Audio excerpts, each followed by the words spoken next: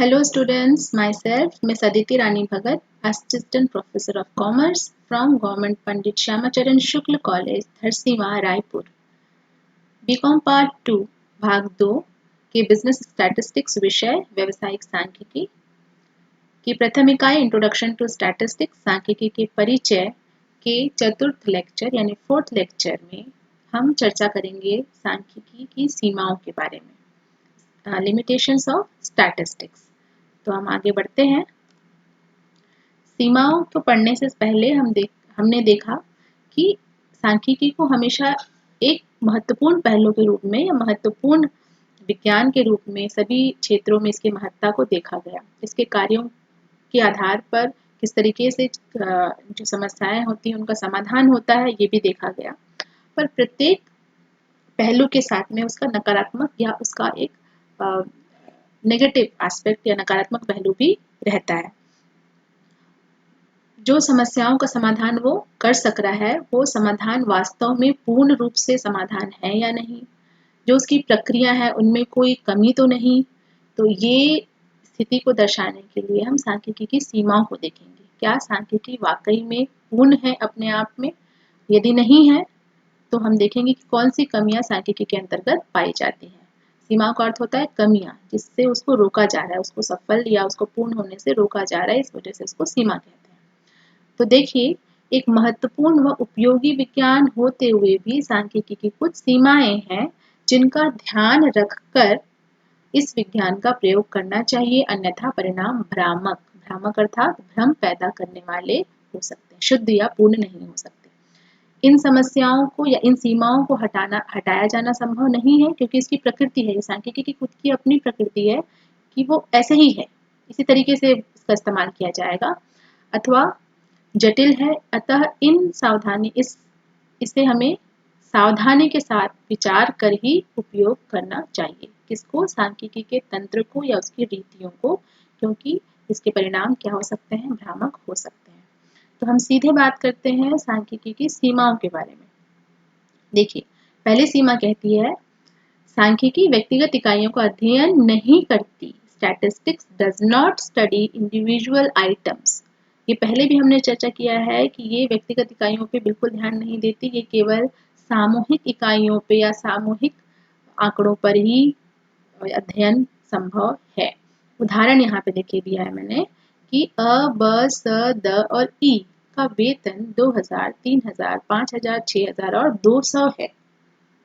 तो इन पांचों का औसत वेतन क्या होगा? 3240 है ना। इसकी गणना किस प्रकार से की गई? इन पांचों को जोड़कर भाग कर देंगे 5 से इनकी संख्या से, तो आ जाएगा आपका 3240 रुपए। तो इसको देख के क्या लग रहा है कि इस पूरे समूह का जो जीवन का जो वित्तीय स्थिति है वो अच्छी है, संपन्न है, मतलब बहुत कम भी नहीं है, बहुत ज्यादा भी नहीं है, मध्यम है। इसका अर्थ ये हुआ कि ये जो पूरा समूह है इसका आर्थिक रूप से ये सुखी है और संपन्न है। पर क्या ये सत्य है? यहाँ देखिए ई की स्थिति में देखें तो ई की दशा ठीक नहीं है, जिसका उल्लेख यहाँ पे किया जाना संभव नहीं है, या सांख्यिकी का ऐसा प्रकृति ही नहीं है कि वो उसका उल्लेख यहाँ पे करे। वो केवल औसतन ही बता पाएगा कि 3240 रुपए औसतन उसकी इन सब की औसत आय है। देश के साथ भी प्रति व्यक्ति आय की भी यही स्थिति होती है। प्रति व्यक्ति आय जो निकालता है उसमें हर कोई रहता है, किंतु उसमें किसी एक व्यक्ति के बारे में आकलन करना संभव नहीं है। वो एक औसतन रूप में बताता है कि देश में जो कुल जनसंख्या है उसका अनुपात यहाँ की आय के साथ में कितना है। तो ये हमने देखा कि इसकी सीमा है कि ये व्यक्तिगत अध्ययन नहीं करती। दूसरा जो है, बिना संदर्भ के किए गए अध्ययन से सांख्यिकी का परिणाम असत्य सिद्ध हो सकता है। असत्य सिद्ध हो सकता है। बिना संदर्भ के मतलब उसमें एक संदर्भ यानी उसमें तर्क होना चाहिए, उसमें एक बात होनी चाहिए, एक तथ्यात्मक वाक्य होना चाहिए, जिससे समझ सके कि वो जिस दिशा में वो उत्तर हमें लेकर जा रहा है वो किसी प्रकार का भ्रम पैदा ना करे। तो संदर्भ के बिना सांख्यिकी का परिणाम असत्य सिद्ध हो सकता है। देखिए उदाहरण के लिए, व्यवसायी अ 3 वर्ष का लाभ किस तरीके से कमाता है? पहले वर्ष 2000, फिर 3000, फिर 4000। जबकि ब का लाभ की स्थिति क्या है? पहले वर्ष 4000 थी, फिर 3000 हुई और फिर 2000 हो गई। यदि हम कहें कि इन व्यापारियों का व्यक्तिगत जो औसत लाभ है वो कितना है, तो दोनों का बराबर आएगा। है ना। तीनों को जोड़ने पे और 3 से भाग देने पे, इन तीनों को जोड़ने पे और 3 से भाग देने पे कितना आ गया, 3000 इनका औसत लाभ हुआ।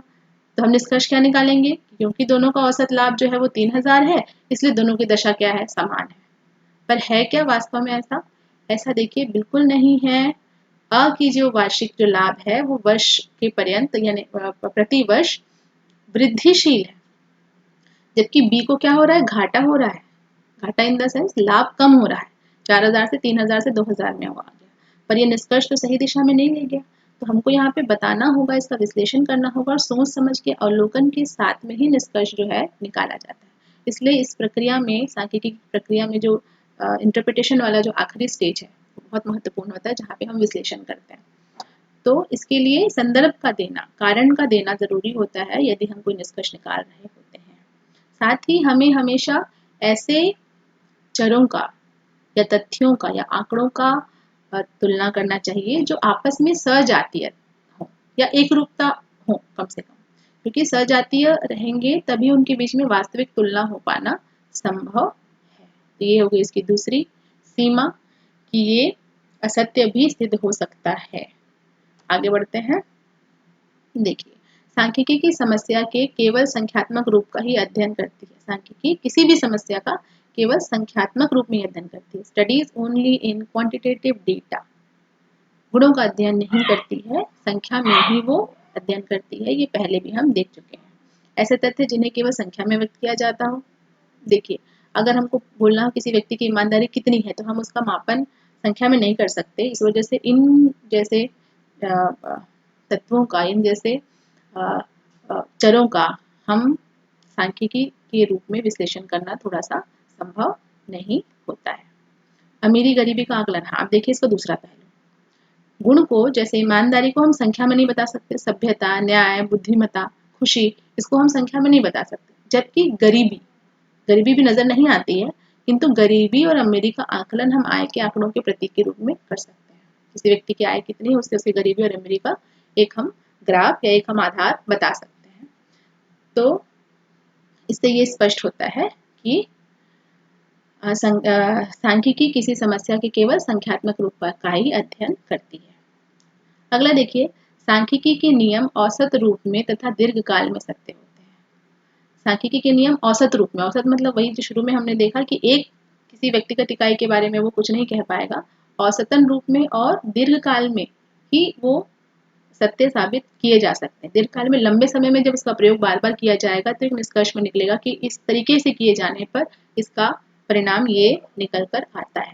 तो इस वजह से ये दीर्घकाल में ही सत्य होते हैं। अब आप देखिए, यहाँ पे गणित के नियमों की तरह सांख्यिकी के नियम पूर्ण रूप से सत्य नहीं होते, है ना। गणित का नियम जो है उस आधार पे चलता है, पर यहाँ पे सांख्यिकी के साथ में ऐसा नहीं है। गणित हो चाहे भौतिक हो, भौतिक शास्त्र हो, सबके नियम सटीक होते हैं। सांख्यिकी के ऐसे नहीं होते। केवल सन्निकट प्रवृत्ति, आसपास में जो औसतन हो रहा होता है, प्रतिशत के रूप में हो रहा है, लगभग जो होता है, ऐसी स्थिति को सांख्यिकी दर्शाता है। जैसे देखिए, प्रायिकता सिद्धांत, प्रायिकता सिद्धांत जो होता है वो संभावना का सिद्धांत होता है कि हम अंदाजा लगाते हैं कि क्या हो सकता है जो हमने घटना अभी तक देखी है। तो पूर्णतः सिद्धांत किसका है, ये हमारा सांख्यिकी का सिद्धांत है, किंतु ये पूर्णतः दृढ़ और सत्य नहीं है। प्रायिकता में हम इस तरीके के चीजों का आकलन करते हैं, जैसे सिक्के को उछाले जाने पर बराबर बार चित या बराबर बार पट आना निश्चित है क्या? ये निश्चित नहीं है, आ भी सकता है, नहीं भी आ सकता है, बट ये किसके अंतर्गत है, सांख्यिकी के अंतर्गत। हम उसको कई बार करें, करते करते करते हो सकता है कि स्थिति बने जब वो बराबर आ जाए, तो ये दीर्घकाल में ही सत्य साबित किए जा सकते हैं। ये इसकी सीमा हो गई। सांख्यिकी व्यक्तिगत इकाइयों का अध्ययन की एकमात्र रीति नहीं है। एकमात्र नहीं बोल दिया है तो ऐसे सीमित हो गया, इसका महत्व ऐसे कम हो जाता है कि सांख्यिकी के अलावा भी अन्य रीतियां हैं जिनके माध्यम से समस्याओं का समाधान निकाला जा सकता है। सांख्यिकी जो है वो अकेला एक हल नहीं है। Statistical method is not the only method of studying a problem. देखिए, सांख्यिकी के नियम अन्य वैज्ञानिक नियमों की तरह सदैव पूर्ण सत्य नहीं होते। अभी यहाँ पे हमने स्पष्ट किया। सांख्यिकी प्रत्येक प्रकार की समस्या का सर्वोत्तम हल नहीं माना जा सकता। अनिश्चितताएं इसमें विद्यमान रहती हैं। इस रीतियों का उपयोग अत्यंत सावधानी, सतर्कता एवं बुद्धिमानी के साथ करना आवश्यक है। इसके साथ यदि हम करते हैं तो ये फलदायक होगा, अन्यथा ये इतना महत्व अपना थोड़ा कम कर देता है। इसके बाद हम देखते हैं कि सांख्यिकी समंक में एक रूपता होनी चाहिए। यदि ये एक रूप नहीं है तो ये इसके आंकड़े किसी भी काम के नहीं है, वो समंक व्यर्थ है। इसमें एक रूपता होनी चाहिए, तभी हम तुलना कर पाएंगे, तभी हम उनका विश्लेषण कर पाएंगे, तभी हम उनके सन्निकट परिणाम निकाल पाएंगे। सजातीयता और एक रूपता का गुण समंकों में होना आवश्यक है, एक तरह से अनिवार्य है, तभी तुलना कर कोई तर्क संगत निष्कर्ष निकाला जा सकता है। विजातीय होने से तुलना संभव नहीं है। जैसे जनसंख्या की वृद्धि के आंकड़ों की तुलना यदि हम जूट के उत्पादन की तुलना के साथ करें तो क्या प्रभाव हमको नजर आएगा? निरर्थक है, ये सवाल ही निरर्थक है। तो ये दोनों क्योंकि विजातीय हैं, इनका इसके गुणों से और इसके विशेषताओं के साथ में कोई संबंध नहीं है, तो इसका आकलन सांख्यिकी में संभव नहीं है। सांख्यिकी का उचित प्रयोग उसकी प्रणालियों को ठीक तरह जानने वाला व्यक्ति ही कर सकता है। इसके जो प्रयोग होते हैं वो तकनीकी होते हैं, मतलब वैज्ञानिक आधार लिए होते हैं। प्रक्रिया होती है, एक विधिवत तरीका होता है, वर्गीकरण, सारणीयन, निर्देशन और बहुत से माप का उपयोग होता है, औसत की गणना होती है, विभिन्न सूत्र लागू होते हैं।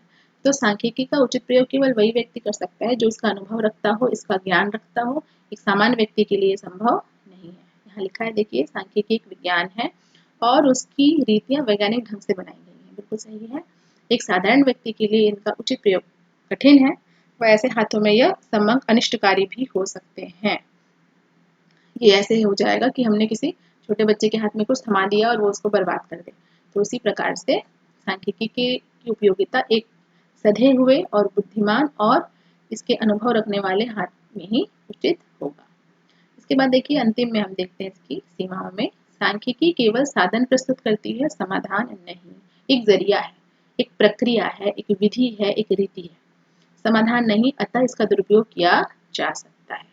खुद अपने आप में समाधान नहीं है, अंतिम स्थिति नहीं है, तो इसके रास्ते में इसका दुरुपयोग कई तरीके से किया जाना संभव है। सांख्यिकी का कर्तव्य है, ये जो सांख्यिकी जो है उसको करने वाले व्यक्ति को हम क्या कहते हैं? सांख्यिक कहते हैं। तो सांख्यिक का कर्तव्य क्या बनता है कि वो बिना पक्षपात के, बिना स्वार्थ के आंकड़ों को एकत्रित करे, उनका विश्लेषण करने योग्य उनको बनाए, आवश्यकता अनुसार उन्हें प्रस्तुत करना ताकि उनके द्वारा उचित निष्कर्ष निकाला जा सके। ये इसकी भूमिका होती है ताकि इसको दुरुपयोग से बचाया जा सके। तो इसका कार्य क्या होता है? सांख्यिकी के साथ जुड़ा हुआ है सांख्यिक। इसका कार्य केवल होता है उसको प्रस्तुत करना, उसके निष्कर्ष तक निकाला जाना या उसके अंतिम छोर तक इसको पहुंचाने का इसकी भूमिका नहीं होती है, कम होती है। तो ये जो मार्ग में होता है तब इसका दुरुपयोग होना संभव हो सकता है। तो इस तरीके से हमने देखा सांख्यिकी की सीमाएं। कुल मिलाकर ये है कि सांख्यिकी बहुत महत्वपूर्ण विज्ञान बिल्कुल है, निश्चित ही है, किंतु इसकी उपयोगिता या इसके इस्तेमाल, उपयोग के संदर्भ में सांख्यिक बहुत सतर्कता के साथ और इसकी सीमाओं को ध्यान में रखते हुए ही सांख्यिकी की पूरी प्रक्रिया को अपनाया जाना चाहिए। धन्यवाद।